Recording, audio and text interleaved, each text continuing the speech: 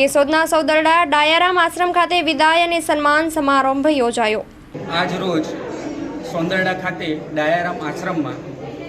અત્રેના કેશોદ તાલુકામાંથી વિદાય પામેલ ઋષિ ત્રિવેદી સાહેબનો વિદાય સમારંભ રાખવામાં આવેલ હતો, જેમાં બહોળી સંખ્યામાં નવા હાજર થયેલા કેશોદ તાલુકાને જે ફાળવેલા છે નવા તલાટીકમ મંત્રીઓ પણ બહોળી સંખ્યામાં ઉપસ્થિત રહેલ, તેમજ તાલુકા પંચાયતના તમામ સ્ટાફ મિત્રોની હાજરીમાં આપણા જે ઋષિ ત્રિવેદી સાહેબ હતા એમનો વિદાય સમારંભ ખૂબ જ સફળતાપૂર્વક યોજવામાં આવેલ હતો,